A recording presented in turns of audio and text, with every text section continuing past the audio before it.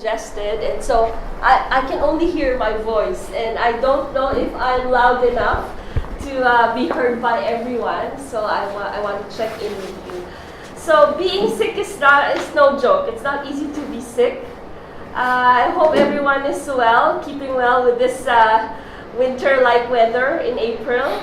It's hard to be sick, and the reason why I'm here today is because I don't want any one of you to become sick with a form of neurodegenerative disease that affects the brain and robs you of memories. And do you have an idea what I'm talking about? What disease is that? It's Alzheimer's disease, right? A lot of people dread having any form of sickness, but especially nowadays, people are concerned, right? If I'm seeing memory lapses, this Alzheimer's disease. And so as an educator for the Alzheimer's Society, we go around the city talking about brain health. So this is just one of our topics. We'll talk about all our other services later, but our main concern for today is to share with you what research has suggested or has seen to be factors that would influence whether or not you will be developing Alzheimer's disease or other forms of dementia. Okay, so it's possible to lower our risk, but it is hard to say we can prevent it 100%. Okay, we'll explain why, but at least knowing that we can do something, right, to maintain the health of our brains is good enough, right? So the reason why we want to share this information with the general public, with everyone, is because, as you can see, the rates of people developing a form of dementia worldwide and here in Canada is alarming. Okay, so as you can see, 47.5 million people worldwide. Some statistics say it's like every 3 seconds someone in the world is having a form of dementia like Alzheimer's disease. And in Canada alone, more than 500,000 people is living with a form of dementia.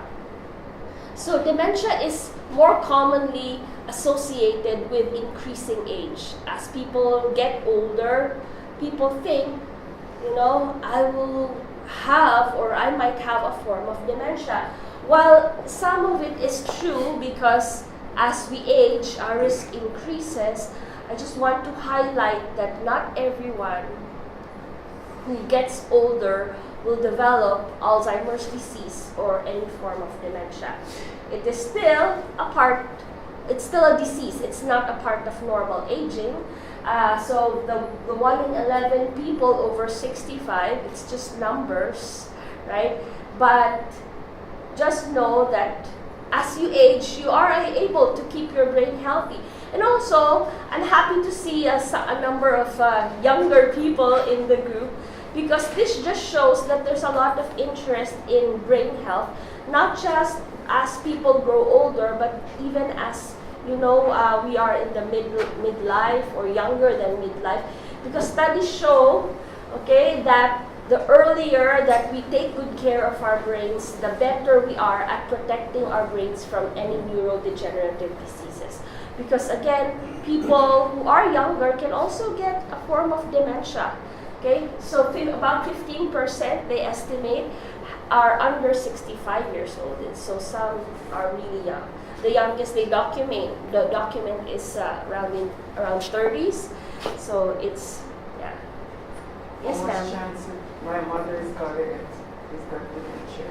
Oh, your mom's got it. Yeah. How much chance is it that any of us can get it, like my sisters or my brother? Like how much chances of it? Oh, what are the chances? Yeah. Wow, I cannot tell just by talking about it. But later we'll talk about the genetics of Alzheimer's disease.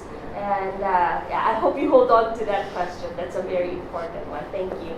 So I'll just move on. So today, instead of me just talking about Alzheimer's disease, and how to reduce your risk for developing it.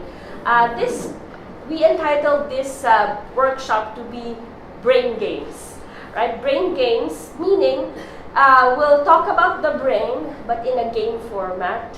We'll talk about brain health, but in a more interactive format, not so serious. And so I hope being an interactive format, you would participate in some of the activities. So the first activity is I would present a few questions, and you would have to make your best guess as to what your answer is by answering true or false, or yes or no. So for example, I have a question here. Is dementia and Alzheimer's the same thing? You have to tell me what you think. Is it the same thing, dementia and Alzheimer's? Are they the same or are they different? So please answer this by saying yes with a thumbs up and no with a thumbs down. No. Okay. Some people aren't sure, okay, but most of you are right because the answer is no. Dementia and Alzheimer's are not the same.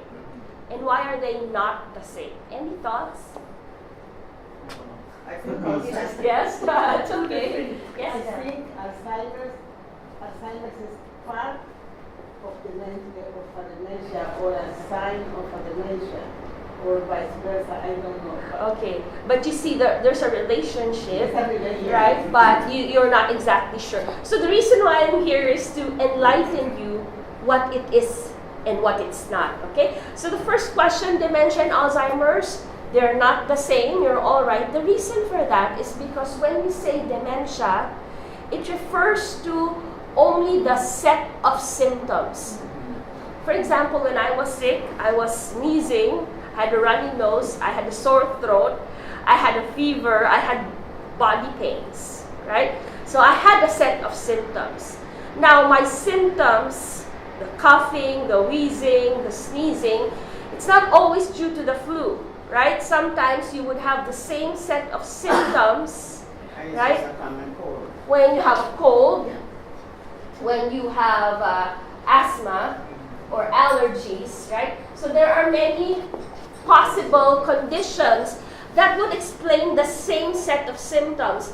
Now, why am I saying this? In relation to dementia, dementia is the umbrella term for a set of symptoms like memory loss, difficulties with day-to-day tasks, changes in personalities, okay, language or communication problems. Those are a few of the set of symptoms that one would expect, and they are in general called dementia. Now, the symptoms can be due to many different diseases, many different conditions, and Alzheimer's is just one of the many possible causes or reasons why there would be symptoms. Okay? Alzheimer's is the most common of all dementias. About 65% of all cases are Alzheimer's disease. But there are other causes or types of dementia, okay? And it's not here, but in another lecture, in another workshop, we'll tell you about the many different types of dementias and what they look like. But for this, we just limit it to what we can do to maintain the health of our brains. But just know that Alzheimer's is just one of the many possible causes, and dementia are the symptoms. So are we clear on that? The difference between dementia and Alzheimer's disease? The next question here, again, answer with true or false. I'm forgetting things. This means I have Alzheimer's disease or dementia. No. True or false? No. False. Okay, false. Why false? Okay, the reason why the answer is false, sorry, excuse me. So the answer is, or the reason behind why it's false is, number one, memory can change as you age. It does not mean you have a disease. Do you agree? Yes. As you age, your memories change. Why does it change? There's a condition called age-related memory loss. It's not a sickness, but it just happens to everyone. right? Our memories become slow. It's harder for us to memorize. It's harder for us to remember or retrieve memories, but it's there, right? Sometimes we just forget, or it takes longer to retrieve the memories. And why is that? The simplest explanation that I can give you is the computer analogy. Okay, just this morning when I was turning this on, it took time for it to reboot, right? But when it was brand new, when the company gave me this computer a few years back, it was so fast, right? But now, it takes time for it not just to reboot, but when I'm looking for information, it takes time, right? But when it was new, it was fast. Did you notice that in your computers too? And the reason is, when this computer was brand new, nothing was in it, right? But as I keep on using it, I keep on storing new information, and it takes a longer time for the mechanism to look for where I stored what, right? So same thing with us. As we age, there's an assumption that as we age, we increase in knowledge, right? We gain new knowledge, information, experiences, right? And they're all being stored in your memory. And as we age, as the more information is there, the longer it is for the neural pathways to find where you stored that information. Okay? The RAM is full. The RAM is full, yes. And also, as we age, there's also a few cells that die because of aging. So it's normal that our cells die, especially those cells that we don't use often. And so it's normal, and that's why we experience those age-related memory losses. When should we be concerned about memory then? When is it not normal? So the next point here, it says, memory that impacts day-to-day routine should be checked. So if, for example, you notice, aside from your memory going slow or bad, you notice that it's affecting your ability to carry out your daily responsibilities. For example, you're a housewife, okay? As a housewife, you're used to multitasking, right? You cook, you turn the stove on, and then you fold the clothes, right? While something is stewing, right? And you manage well, right? But if you notice that as you're multitasking, you're forgetting something. Let's say you put the stove on and then you completely forgot about it. You just remembered it because someone said, hey, something seemed like burning, right? And you turned the iron on and you left it also and it started to burn your clothes, right? So if it impacts your day-to-day functioning, you can no longer manage. Someone has to say, hey, something's going wrong, right? And you don't remember by yourself, right? That's when it impacts your day-to-day functioning, and that's when it's not normal. Or maybe me, I'm an educator. I've been an educator for the Alzheimer Society for 5 years. And so I have good mastery of the subject matter. And if I notice that the things that I used to do, like this subject matter, I forget, right, when I should remember every single detail of this. Or maybe if, for example, I am no longer able to articulate or verbalize or express what I want or what I want to say, or I can no longer understand and respond appropriately to your questions, then my symptoms then, right, are affecting how I am as a teacher. Okay? So, clear with the second point? So when you notice that your memory or your other functioning is, declining from your previous functioning, it's not who you are, it's getting frequent, and it affects your ability to carry out day-to-day tasks, then it should be checked. So besides memory loss, there are other symptoms too. So just what I explained to you or illustrated with you using my experience. So aside from memory, there's language involved, Or maybe I can no longer operate complex machinery like my vehicle. I can no longer drive to places. I get lost. So aside from the memory, other symptoms are affected. So here are the 10 warning signs. Now, there's 10 warning signs here, but don't wait for all 10 to appear until you see a doctor. If you see 2 or 3 declines, I keep on emphasizing the word decline. If you notice that there are a set of symptoms, set is maybe 3 or more, 2 or 3 symptoms together happening at the same time, gets more frequent, it's a decline from how you were functioning before, then maybe you should have it checked. Why? I'm not saying when you have 2 or 3, you already have Alzheimer's disease. But the reason why I want you to have it checked, because as I said in the earlier slide, dementia can be caused by many different diseases. Alzheimer's is just one, right? There are what we call reversible dementias. Have you heard of reversible dementias? Meaning, Alzheimer's disease is an irreversible dementia, meaning there's no cure. So as you can see, but there are you have to tell me dementias, what you think. Is it the same thing, dementia? Are due Of to symptoms. an underlying For example, when I was sick, I was for example, means sometimes I have you don't know Alzheimer's you have an disease infection. or dementia. When I have a chest infection, one, I was memory forgetful. can change as you age. Okay, and so Age, but we my increase to appear. the underlying Until you see a doctor. condition, maybe If you something that you don't know, maybe you have a vitamin B deficiency, right? And so if you see a number of majority are symptoms, sporadic. go have it checked by your family doctor, because As you can see, it's a those, longer list. the family doctor would do some My checks. brain health If true they're or due to a false? reversible cause, then And researchers on brain health worldwide have a for your thyroid, and if you start doing any of these, you say I'm or already whatever into it is that can be treatable. professions, And when it's they're more at reversible risk. dementia, when Okay? the underlying Socially medical active. condition is Any treatable thoughts? and can be managed, right? As soon as it's managed, Points. the symptoms clear up.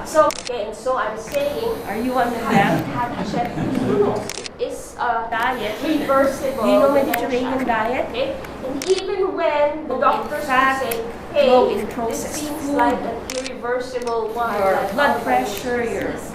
Still, the is a earlier time you have when it checked, our brain the cells better repair. in terms of Because outcomes as I mentioned for earlier, you, when we are for the stressed, people around you. what are some Because ways the when you medicines don't, that when you are can't now go to the developed for Alzheimer's disease, Right. okay, if they you work breathe in, especially well in the early make your stages. abdomen Not when it's your in brain. the Or middle why or do we late need to stage. challenge our brains? Okay. Because So the So you medicines don't that really are out need there to, don't cure the damage spend in a the brain, but want to they try this slow at down home, the progression right? of the Or disease maybe so that you can still have can. quality of life.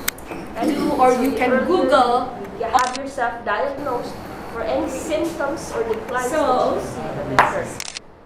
or you Now, will find as you can faces see here, there are 10 warning signs. As I pour said, water don't on wait it. for all 10 to appear. your lie. And not Now, I'll give you a few examples. You might say, hey, I have a number here. Does it mean I have dementia?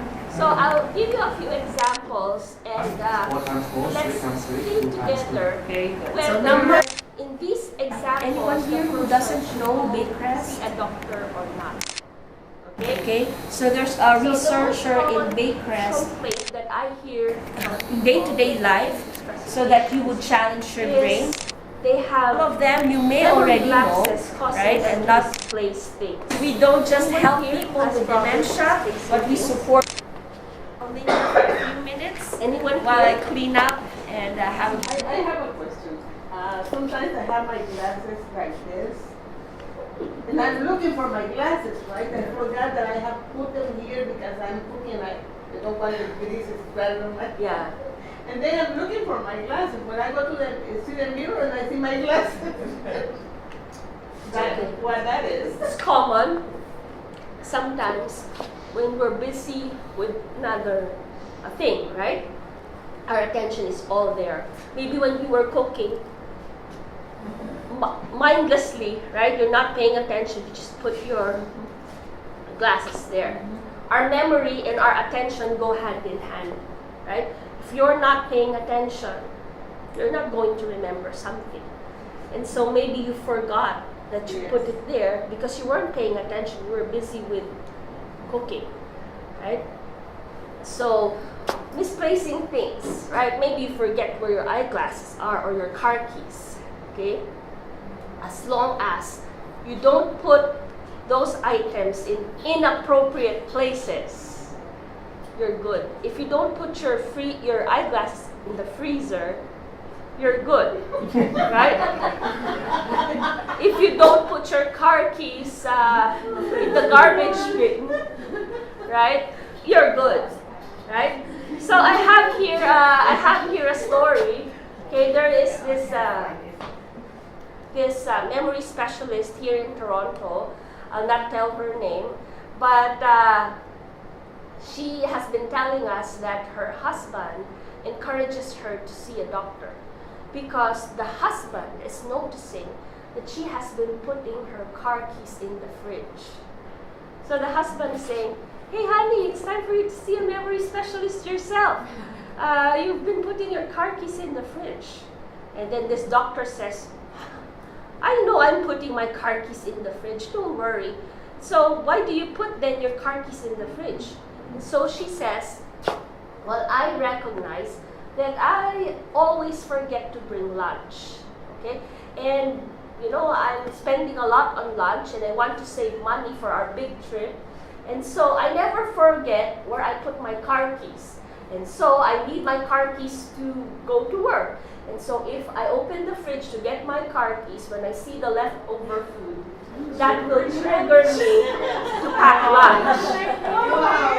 Now, going back to the misplacing things, right? Is that normal, or what do you say? Should she go see a memory specialist? No. Because she knows what she is doing. Okay. So she's still okay because she knows what she's doing. She deliberately puts the car keys in the fridge, even if it's been happening frequently. And there's a reason for that. She uses that to compensate, right, for her perceived weakness. She knows she forgets a lot, so she pairs things up to remember. Same thing with us. If you notice that you've been forgetting, and that, if you notice that you've been forgetting, but you can find ways, right, to compensate for your perceived lapses, and they're working, it's nothing to be worried about. It's just part of normal age. It's when you forget and you don't notice it and everyone notices it, that's when you can say it might be the start of dementia. Okay? Another is problems with language, right? You have word finding difficulties. You say, "Can you pass me that thing, the one that I can drink," instead of saying a water bottle or a glass, right? Or "Can you turn that thing off, the one that's so loud," right? Instead of saying, "Turn off the TV." Have you experienced that? You have trouble looking for words, and some say that's also a warning sign. Now, again, it can be a warning sign, it can be not, depending on the frequency and depending on your how it impacts your day-to-day functioning, right? So I'll give you an example. There are two friends, okay? One friend said, "Well, I've been to this great restaurant. It serves great food, great ambience. You should check it out." And then this other friend says, "Well, where's the restaurant? What's the name of the restaurant?" So this friend paused and said, "It's the name of a flower." "A restaurant for a name of a flower?" "Yes. Wait. It's the name of a flower. Yes. Is it what's that? Is it jasmine, tulip? No. Rose? Yes, rose. Rose? Are you sure that's the name of the restaurant or the name of your wife?" Yes, that's the name of my wife. I went with my wife. So I have to ask my wife, where did we go last night? Okay? So, in that story, you laughed, right? Because why? It's okay to forget the name of the restaurant, right? But to forget the name of your wife, right? Whether you've been living together for a few months, because you see this person often, this is an important person in your life, right? You should remember her name, right? So same with us. If you forget, for example, names, if they're names of people that you don't see often, they're not important to you, right? It's okay if you forget the name of a movie star or an acquaintance, a classmate that you haven't seen for a long time. It's okay. But if you forget the names of your parents or your siblings or your children, that's a different story, right? Now, memory loss, again, people with dementia don't forget everything all at once. What is most troubling is recent memory loss. If you find that you forget frequently what's happening a few minutes ago, you have no recollection at all as to what happened a few minutes ago, and that happened a lot more frequently these days, then you should have it checked out.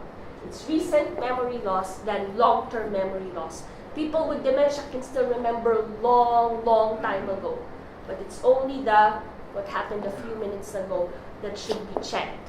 Okay? Other key things would be problems with mood and behavior or changes in personality. Some types of dementia don't start with memory loss.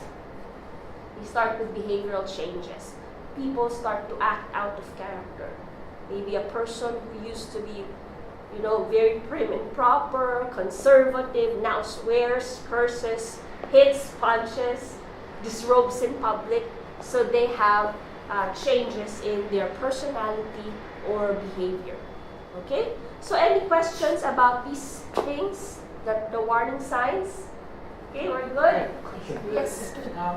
I think sometimes we have some kind of subconscious. When we do something, you subconsciously, you don't think about it and we did it. Because is it that something to do with the brain and...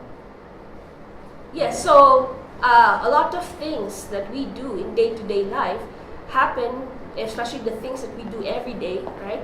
They come out of habits. Sometimes we don't, notice that we're doing it already because it's out of habit. And so again, the reason for that, why it's so easy to do those things without us consciously thinking, is because we have done it so many times that the memory, the neural connection in your brain is so strong, and it's hard to break those memories or those habits. Okay? And so again, going back to memory loss, people with dementia, even if they already have dementia, they may still be able to do things that they used to do very well. Example, playing the piano. People who have been playing the piano for a long time, because they have been so used to playing the piano, even with the dementia, even if they forget everyone's names, right? But they can still play the piano because they've been doing that repeatedly, right? And so that's the habit, right? Okay, so next question. If someone in my family has Alzheimer's disease or dementia, I'm going to get it. True or false? Not sure. And I think, ma'am, right? That was your question earlier. If my mom has dementia, or if my sister had dementia, if my dad had dementia, will I also have dementia? The answer is false. Okay? It is false because there are two types of Alzheimer's disease. Did you know that there are two types? One is called the familial Alzheimer's disease, and the other is a sporadic Alzheimer's disease. Familial Alzheimer's disease is due to a genetic mutation that was handed down from generations to generation. Okay? Whereas there's another type of Alzheimer's disease called sporadic Alzheimer's disease, meaning even if you don't have a gene, even if you don't have a family member, you might still develop Alzheimer's disease. And which is more frequent? Can you guess? Is it the familial or the sporadic? The sporadic. The sporadic is more common than the familial Alzheimer's disease. The familial Alzheimer's disease is only 5% of all diagnosed cases in the world. It only accounts for 5%. Okay? Whereas sporadic Alzheimer's disease is 60%.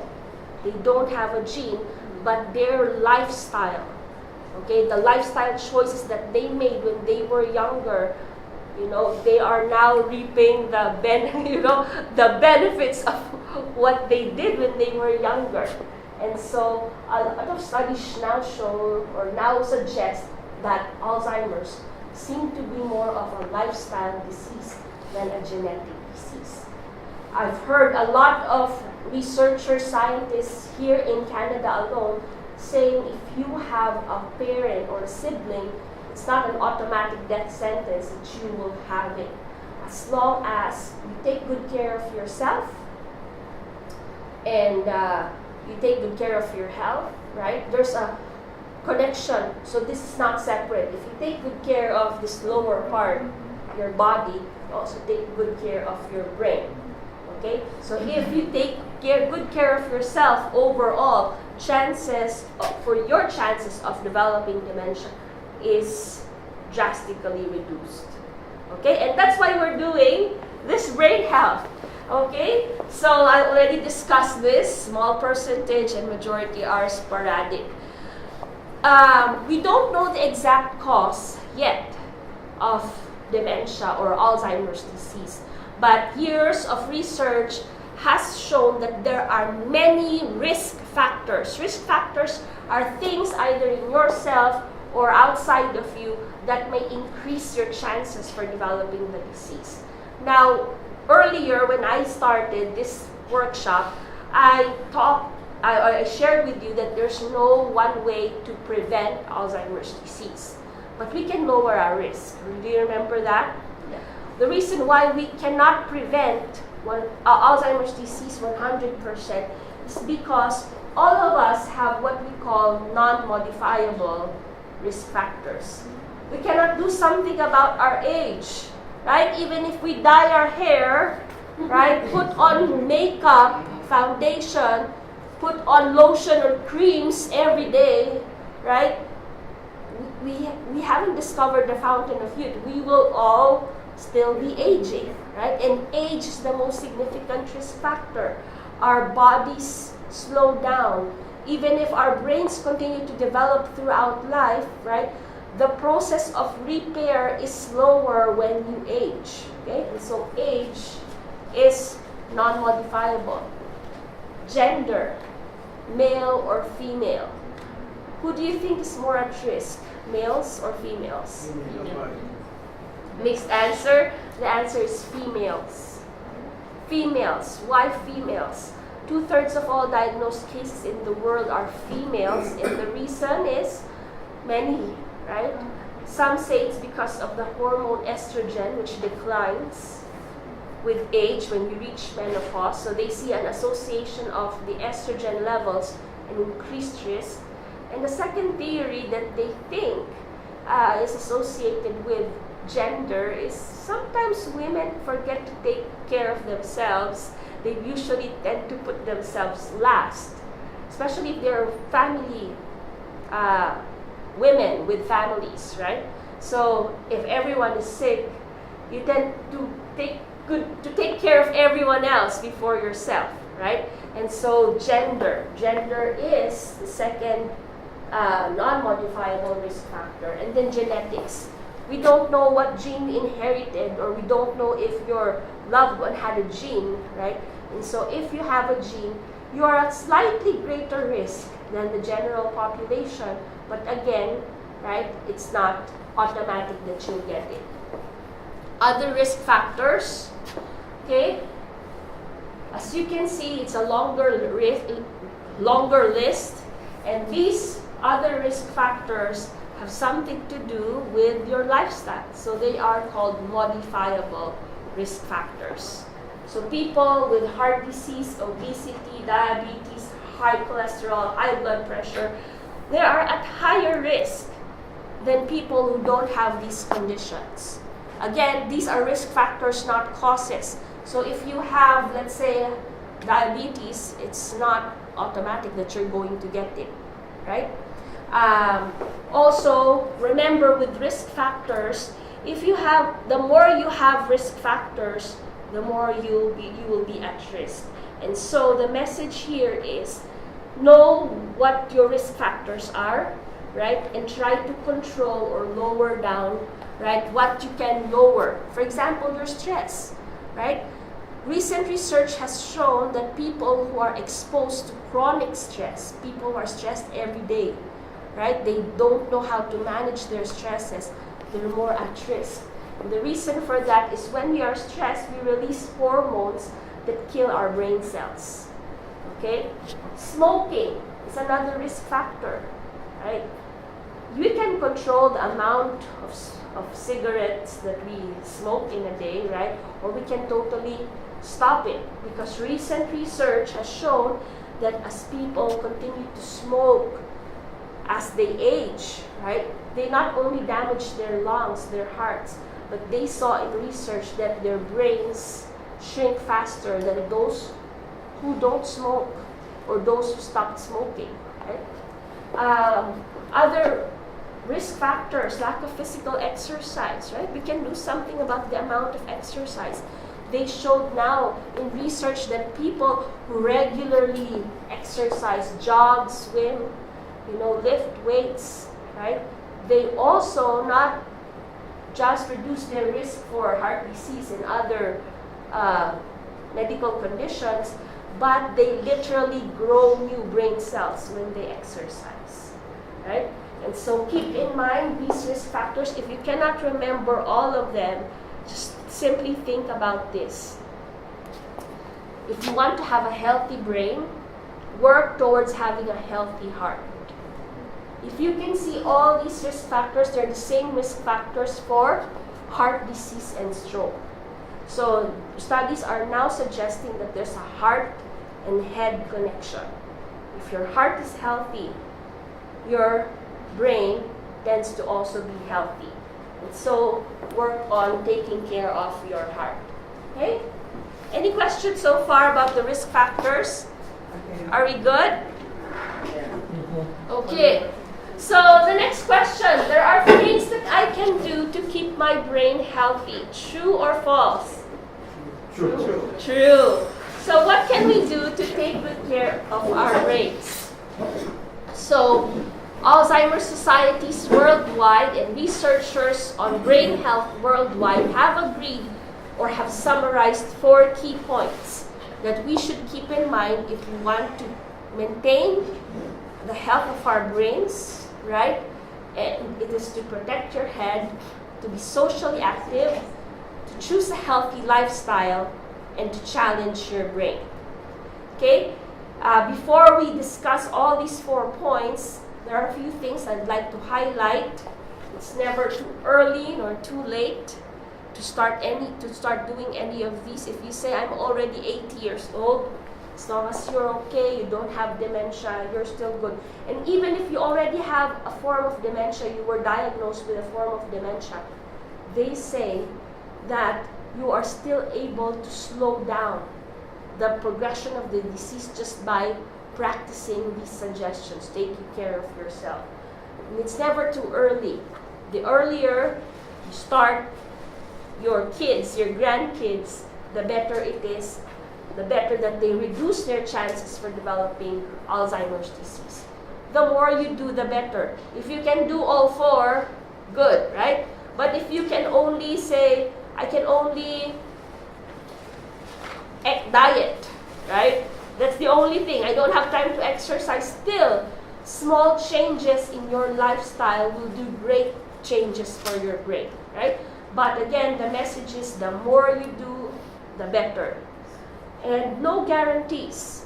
Just like anything in life, we cannot guarantee, especially all of us have non-modifiable risk factors. And so what's more important is we manage what we can manage. So we'll go to the first point, protect your head. People who are in these professions, they're more at risk. Okay? Studies show that the plaques or the tangles that are suspected to be the cause of the disease are formed when people hit their heads repeatedly. The debris that's left when your brains heal, they seem to be the start of those plaques and tangles that disrupt the functioning of your brain cells. So protect your head from injuries. And now I want to ask you, how do you protect your head in your day-to-day life? How do we protect this head from injuries? Can you name a few ways to protect your head? Because I have when I ride bicycle, when I Yes. skate, Yes?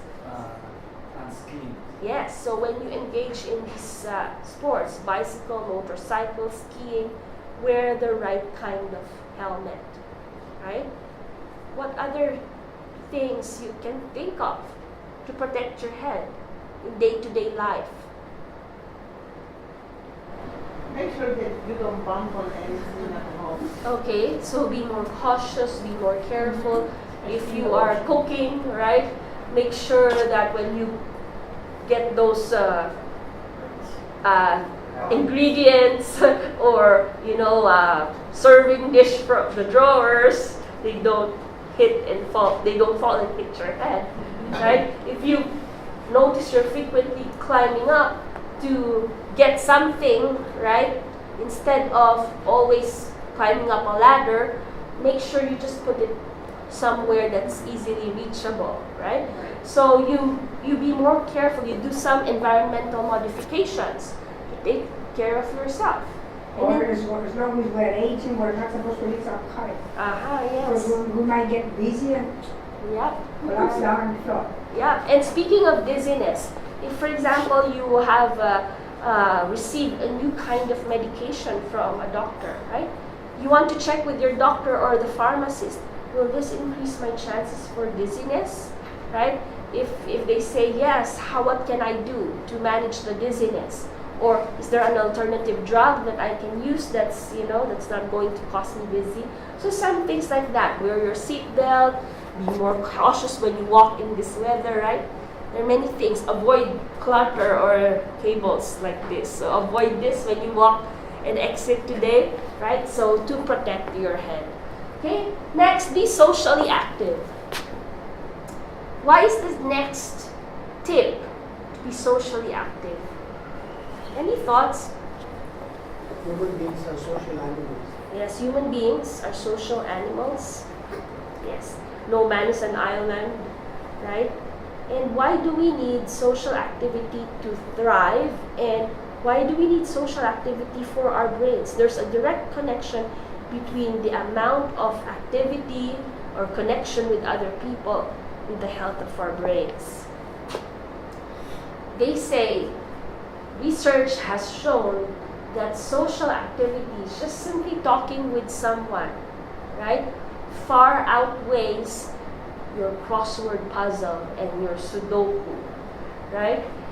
It is the best mental exercise that you can give your brain.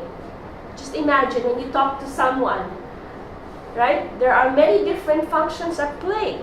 You try to remember this person's name, keep track of what they're saying, right? Formulate a response, read their body language. So it is the best mental exercise. So here are just a few tips, right? And it's up to you to think of more ways to interact with another human being.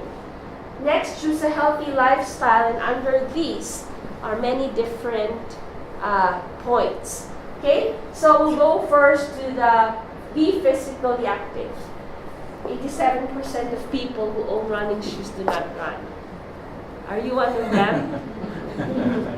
So in short, when we think about our brain health, we should really do regular, consistent exercise and varied too. So if you're used to just dancing right? And all you do for your brain health is dance, maybe it's time to vary it. Aside from dancing, maybe you do aerobics, lifting weights, stretching, right? Many different exercises will not just target different muscle groups, but will also target many different areas of your brain. And so, exercise and choose activities that you enjoy. Because if you don't enjoy, let's say, going to the gym, right, you'll not do it at all, right? Next point, make healthy food choices, Mediterranean diet. Do you know Mediterranean diet? A diet that's rich in fruits, vegetables, fish, low in fat, low in processed food, low in red meat. Okay, that's the Mediterranean diet. Nor olive oil. Olive oil, No yes. Olive oil, nuts. Okay, they have research has shown that people whose diet adheres closely to the Mediterranean diet reduce their chances for dementia between 35 to 54%. So, message there is the more greens or the more colorful the food on your plate is, the more natural it is, the better it is for your brains. Antioxidants, omega-3, fatty acids, your vitamins, they're all good for your brain. But we suggest in terms of your brain health, what matters is your overall diet rather than the vitamins or the single nutrients. Okay? Next, track your health numbers. Okay? Make sure your weight, your blood pressure, your cholesterol, your sugar levels, they're within normal limits. So you should see your doctor regularly. And if you have a condition called chronic depression, you're depressed for no apparent reason, right? You should have yourself checked too, because depression doubles your risk for developing dementia. Sleep also. It's good. Sleeping is a time when our brain cells repair itself, right? And brain and body cells repair itself. And so sleep is a necessity and not a luxury. Now, in terms of brain health, we don't recommend a set time for you to sleep. You might have read somewhere, oh, you should sleep 8 hours at least to get a good night's sleep.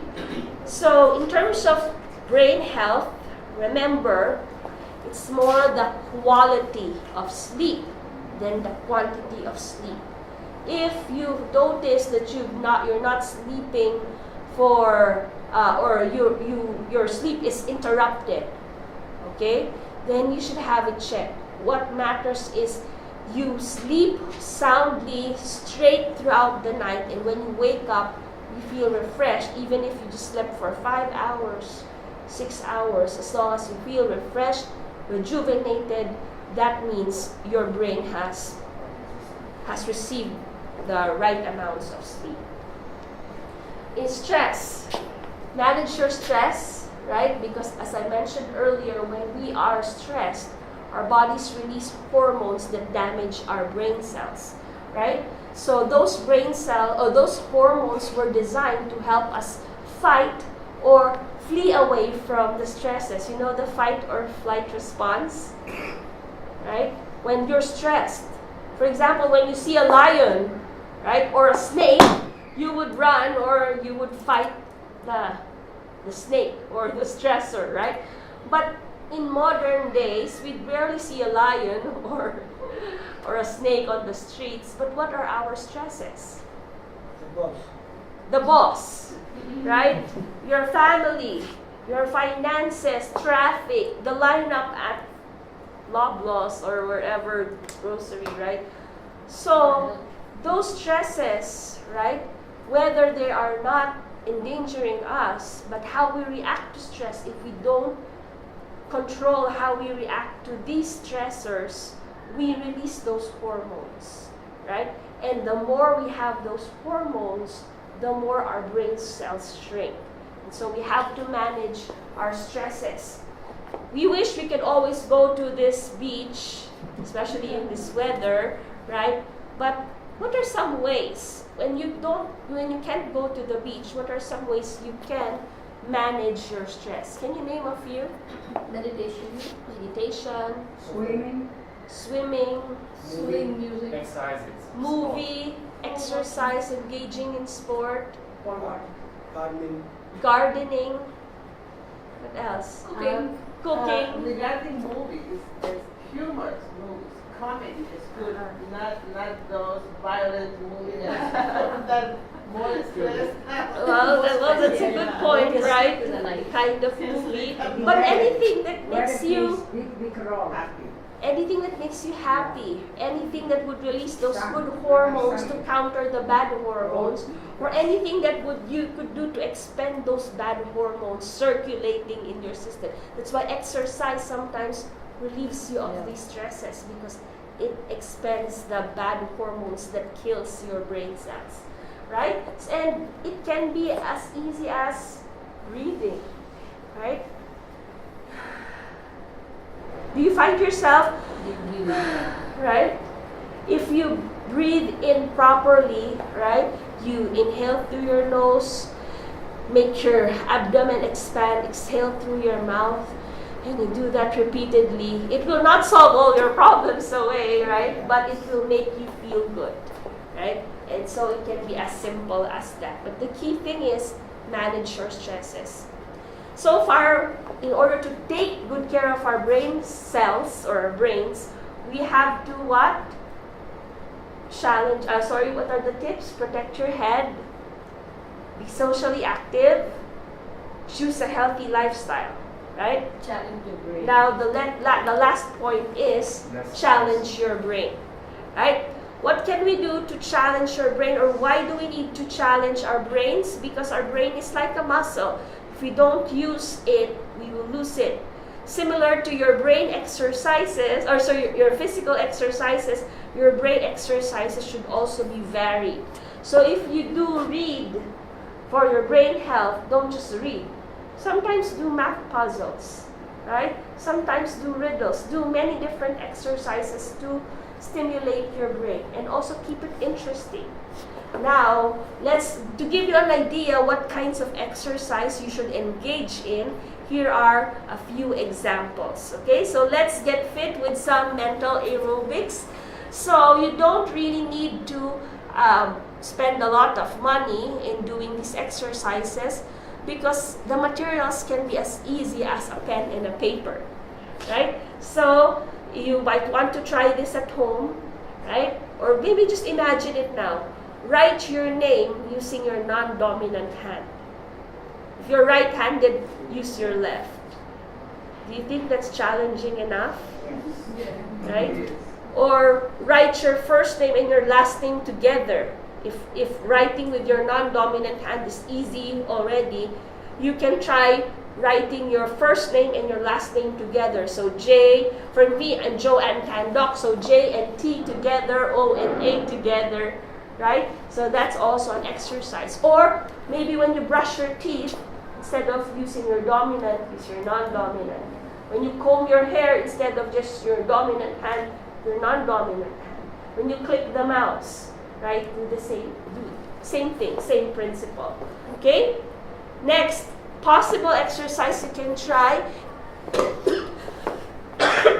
You can do, or you can Google optical illusions. This image here shows a nature scenery, right? Like a river, there's a brook, there are horses, there's forest, right? But hidden in these pictures are faces of people. Yeah.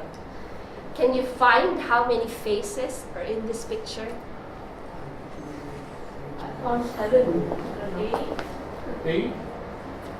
Don't be shy or don't be worried. This is not a test for dementia or Alzheimer's disease.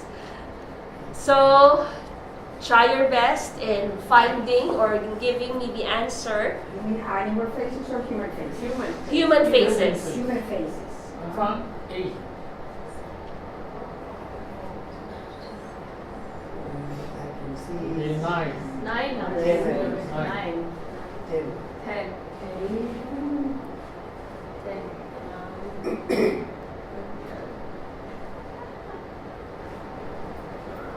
Okay? So, your answer is not really very important to me, because what's more important is you try doing this exercise. Whether you got 6 or 9 or 10, it doesn't matter. Although they say that there are about 10 to 14 faces embedded in this picture. So optical illusions are something you can try. The more you look at the picture, the more faces you Yes. absorb. Right? The more you focus your attention, the more you will find faces. You can also try looking for finding your Waldo type exercises. Have you done that when you were younger? Finding Waldo. Where's Waldo? Right? Finding Waldo. Okay? Or in Waldo, was that a comic book? I don't know. It's like you can search it in the library, but there's a little person that you will have to find in a drawing, right? Is it like a maze? No, it's not a maze. It's like this. So this, in principle, it's like this. In this picture, you find beans, right? But hidden in these beans is a man's face. So there's one face hidden here. Can you find the man's face in the beans? Can someone show it? If you want to show it now. Yes. So there's just one face, right? So that's the man's face. Now, you can do those types of exercises, or you can also do riddles. Can you try and find or give me the answer to this riddle? Feed me and I live, give me a drink and I will die. What am I? Fire. Fire. The right answer is fire, right? If you feed fire, the more it will burst the flame. But if you pour water on it, it will die. Another riddle. What can travel the world while staying in a corner?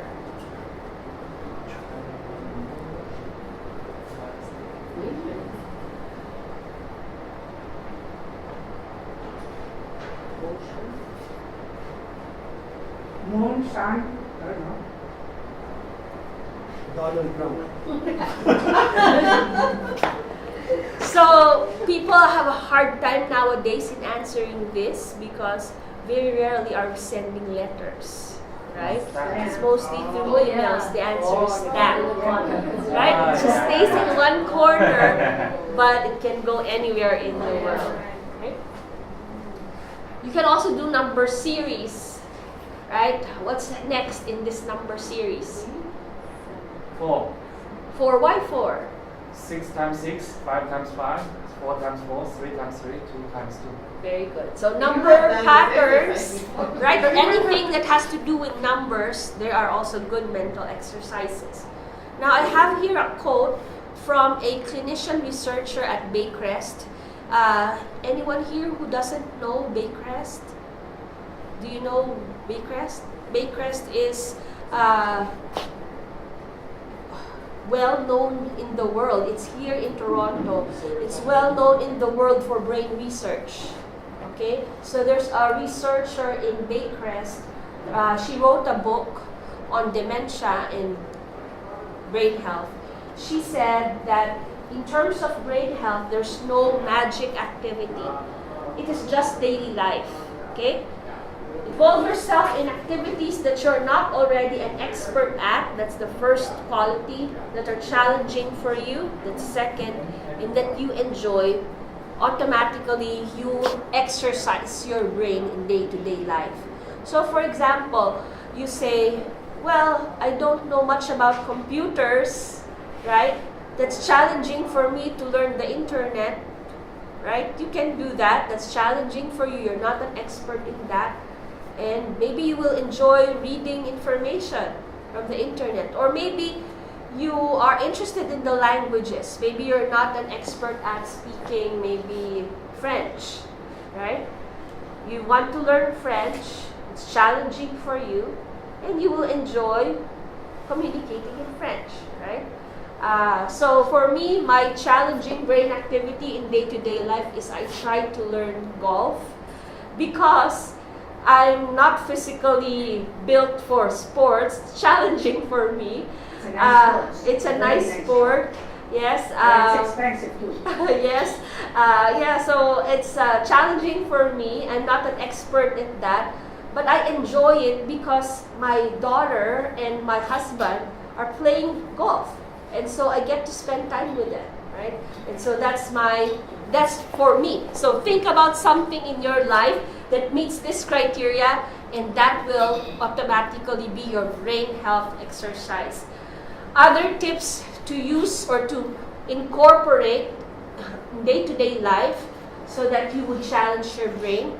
First thing to remember is be a lifelong learner. Don't stop learning, right? Enroll in these, always come to these free courses or enroll in other courses, right? We're blessed to live here in Canada. We're in opportunities to learn are everywhere, right? So be a lifelong learner. Second, stay curious, right? Why am I emphasizing stay curious? Okay? Who among you here still asks questions when you don't know the answer? That's good, right? Because oftentimes I observe as in my life, as I grew more mature, I'm more embarrassed to ask questions, right? But look at kids, right? Kids who are 2 years old, 3 years old, right? Toddlers, they ask a lot of why questions. Studies have shown that their brains develop faster than adults because they remain curious, right? And so if we remain curious, the hope is our brains will also grow new connections when we're curious. Try something different. Okay, if you're always used to driving from your home to here, maybe next time try the bus, right? Or find a different route to drive. Or maybe you're always used to wearing the same hairstyle. Try to do a different hairstyle. Okay? Sometimes when I'm walking, I like to say, I'm going to try the street over here and see where the street is going to take me. Yes. I like doing that. Okay, so that's a good mental exercise, right? So try something different. Any other different things that you'd like to try? Maybe a different cuisine, right? If you're not used to maybe eating Japanese, eating raw, might want to try it, right? So many different, or maybe when you sit yourself in a dining table, if you always sit on the head, maybe you can find another chair to sit. That's also something different. Challenge your senses. How do you challenge your senses? Maybe when you listen to music, instead of just enjoying the music, you can close your eyes and try to identify the different musical instruments that's playing. That's one possible exercise. Or maybe when someone at home is cooking other than you, instead of saying, "What are you cooking?" try to smell and guess, what are they cooking, right? Or maybe when you are looking for something in your purse, instead of looking with your eyes, look with your fingers. Feel it, right? Close your eyes and try to find the item that you're looking for using your sense of touch. Do something new every day. Keep that in mind. Novelty, is good for your brain health, but routine kills your brain cells. So always think of something new to do every day. Okay? And last point, use technology wisely. Right? Anyone have thoughts or opinions on this last point? Facebook. Don't use it. Right? Aside from, they're using your data, your information. No. A lot of people nowadays spend so much time on social media. They no longer interact with people.